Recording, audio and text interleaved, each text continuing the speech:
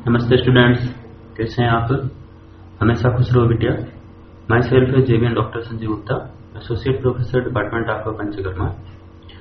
हम लोग पिछले लेक्चर में बस्ती के बारे में बात कर रहे थे। बस्ती से रिलेटेड टॉपिक जो हम पढ़ रहे थे उसमें हमने निरूह बस्ती के बारे में पढ़ लिया था और अनुवासन बस्ती के बारे में पढ़ लिया था। उसकी विधि पढ़ ली थी हमने, किस प्रकार से उसको देना है, किस प्रकार से उसके कॉम्प्लिकेशन या व्यापक वगैरह मिले हैं, वो हमने पढ़ लिए हैं। आज हम बस्ती कार्मिकता के बारे में बात करेंगे, किस प्रकार ये अनुवासन बस्ती या निरूह बस्ती काम करती है, इसके बारे में हम आज बात करेंगे। तो हम लोग सभी जानते हैं कि अस्थापना अनुवासन बस्ती जो भी हमने दिया था वो वात दोष की सबसे श्रेष्ठ चिकित्सा मानी जाती है, सबसे प्रधानतम चिकित्सा मानी जाती है।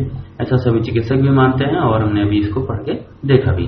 तो बस्ती जब बस्ती हम देते हैं तो वो सीधे पक्वासे में जाती है। पक्वासे में जाकर के वहां पर जो विकार उत्पन्न करने वाला जो दोष है या मुख्य दोष जो है वो वात है। वात के कारण ही कफ और पित्त चलायमान होते हैं और यदि वात को ही हम सही कर दें तो ये दोष समाप्त हो जाता है। तो जब भी बस्ती हम देते हैं तो ये वात दोष का ही शमन करता है तथा वात दोष को जड़ से ही काट देता है। अब जब हम वात दोष को जीत लेंगे तो शरीर के अंतर्गत जो भी व्याधियां हो रही हैं, जो भी वात विकार हो रहे हैं या जिसके वात के कारण जो भी वात और पित्त का कफ और पित्त का चलायमान हो रहा है या उसके कारण कोई व्याधि हो रही है, वो सारे के सारे शांत हो जाएंगे। इसके लिए एक उपमा दी जाती है कि जिस प्रकार वृक्ष की जड़ ही हम काट दें तो जब जड़ ही नहीं रहेगा तो उसके वृक्ष के जो स्कंद है, शाखा है, पर्रो है, पुष्प है, फल है और पत्र आदि वो सारे अपने आप से ही नष्ट हो जाएं। एक दूसरा तरीका है कि हम किसी पेड़ के वृक्ष का पहले स्कंद काटें, शाखाएं काट लें, फिर पुष्प, फल और पत्र आदि तोड़ दें और उसकी जड़ नहीं काटें तो क्या होगा, वो दोबारा ग्रो कर जाएगा और दोबारा वो बड़ा होगा। तो उसी प्रकार है वात बस्ती भी यही करता है। बस्ती क्या करता है, जो उसका मूल रूट है, अब मूल कॉज है, उसको ही समाप्त करता है रोगों के। अब दूसरी चीज जो हमने इसकी परिभाषा पढ़ी थी तो परिभाषा में हमने ये चीज और पढ़ा था कि बस्ती नाभि प्रदेश, कटी, पार्श्व, उदर में जाकर के मल एवं दोषों के संचय को विलोडित करती है, मतलब उनको सेपरेट करती है या सेपरेट करके उनको बाहर निकालती है। तो विलोडित करके तथा शरीर का स्नेहन करके पूर्वी एवं दोषों के साथ सुख पूर्वक शरीर से बाहर निकाल देती है। तो इस प्रकार बाहर निकालने से क्या होगा, पक्वासे में स्थित बस्ती, जो बस्ती पक्वासे में स्थित है वो अपनी शक्ति से पैर के तलवों से लेकर के सिर तक के जितने भी दोष हैं उन सबको खींच करके पक्वासे की तरफ लाती है और पक्वासे में ला करके उनको बाहर निकालती है। इसके लिए एक उपमा दी गई है, जिस प्रकार आकाश में रहने वाला सूर्य अपनी शक्ति से पृथ्वी के रसों को खींच लेता है, या दूसरी उपमा ये दी है, जिस प्रकार कुसुम्भादि के रंग से मिश्रित जल में वस्त्र डालने से वस्त्र केवल रंग को ही ग्रहण करता है तथा जल को छोड़ देता है, उसी प्रकार स्नेहन स्वेदन द्वारा द्रवीभूत दोषों से निरूह बस्ती शरीर से केवल मल को ही बाहर निकालती है, शेष अविकृत दो धातुओं को वैसे ही छोड़ देती है। ये दो जैसा कहा है कि जिस प्रकार सूर्य खींचता है पृथ्वी से रसों को, उसी प्रकार बस्ती पक्वासे में स्थित होकर के और सभी प्रकार के दोषों को अपनी तरफ आकर्षित करती है और उसको मल मार्ग से बाहर निकाल देती है। एक उपमा और दी गई है, ये उपमा दी हुई है कि अनुवासन बस्ती के रेफरेंस में दिया हुआ है कि जिस प्रकार वृक्ष की मूल में जल सींचने से वह वृक्ष संपूर्ण वृक्ष में व्याप्त हो जाता है, उसी प्रकार बस्ती द्रव्य पक्वासे में रहते हुए अपनी वीर से संपूर्ण शरीर में व्याप्त हो जाता है।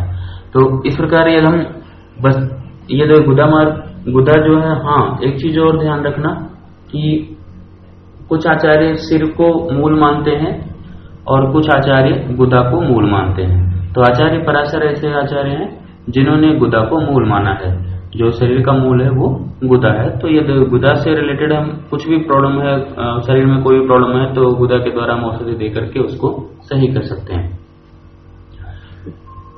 नेक्स्ट, जब शरीरस्थ वायु का किसी प्रकार से अवरोध या विघात नहीं होता है तब वह शरीर की रक्षा करते हुए उसको धारण करती है। क्लियर है? उस समय वो जो वायु होती है वो धातु स्वरूप होती है और धारण करने के पर्पज से उसको धातु कहा जाता है। जब वही वायु अवरोध या विघात हो जाता है या प्रतिलोम हो जाती है, या तब केवल वायु पक्वाशय में जाकर अथवा दोषों के साथ जाकर प्रकोपित हो जाती है। शोधन करने वाली बस्ती का प्रयोग करने पर वह पित्त, कफ और मल के साथ वायु का अनुलोमन करती है। जो हम बस्ती का प्रयोग कर रहे हैं, निरूह बस्ती का प्रयोग कर रहे हैं, वो बस्ती क्या करेगी, जो वायु का अवरोध हो रहा है, वात का अवरोध हो रहा है, विघात हो रहा है, उसको वो अनुलोमित करेगी, उस विघात का शोधन करेगी, उसको हटाएगी वहां से।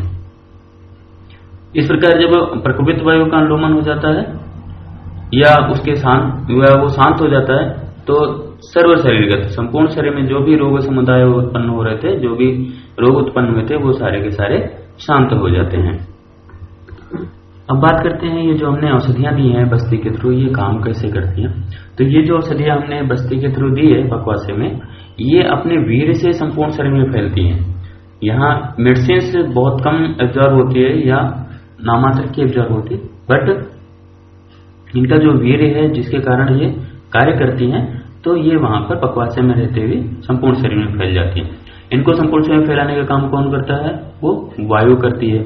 तो रोगानुसार जिन औषधि द्रव्यों से बस्ती दी जाती है, जिस रोग के अनुसार आप बस्ती दे रहे हैं या जिस औषध द्रव्य के अनुसार आप बस्ती दे रहे हैं, वो उन औषधियों के वीर्य को सबसे पहले अपान वायु ग्रहण करती है।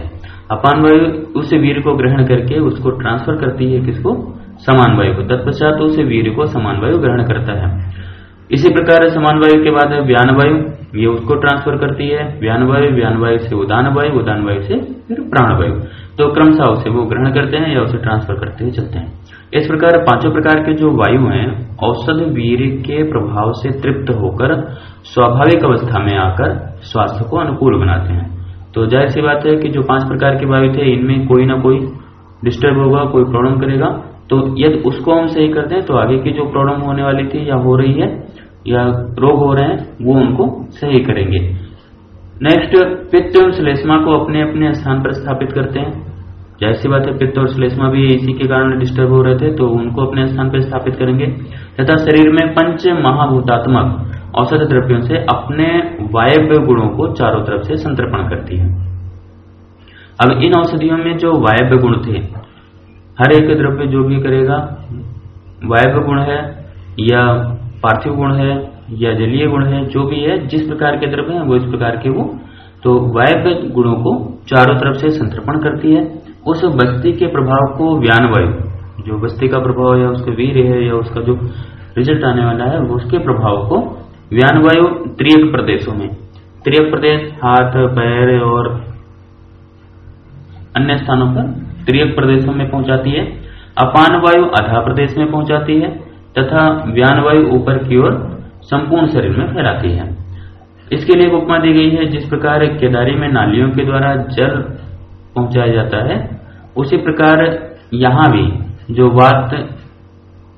जो बस्ती है वो वात एवं शिराओं द्वारा संपूर्ण शरीर में फैल जाती है। तो इस प्रकार से सम्यक रूप से दी गई बस्ती वात एवं शिराओं के द्वारा संपूर्ण शरीर में व्याप्त होकर बहुत ही कठिनता से साध्य होने वाले यक्षमा जैसे रोगों को भी नष्ट कर देता है।